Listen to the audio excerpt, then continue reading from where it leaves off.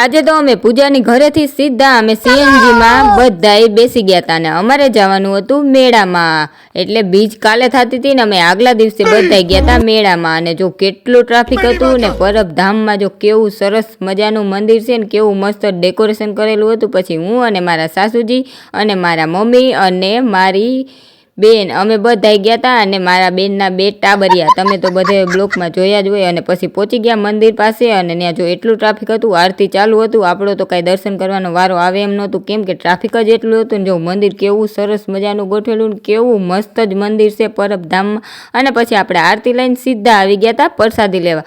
પછી અમે બધાય પ્રસાદી લેવા બેસી ગયા અને પછી પ્રસાદી લઈ અને પછી સીધા ગયા જ્યાં મોટા મોટા સરખાન હતા ને પછી અમે ત્યાં ગયા। પણ આપણે તો આવડા સરખા જોઈને બહુ બીક લાગતી હતી ને જો પછી નાના નાના ટાબરિયા આમાં બેહાડ્યા અને પછી ટેટુ લવર પણ આપણે જોઈ લીધા ને પછી ભજન ચાલુ હતા ત્યાં ગયા અને પછી 1.5 લાખના તો દાગીના મારા મમ્મીને સાસુજીને આજે મેં લઈ દીધા।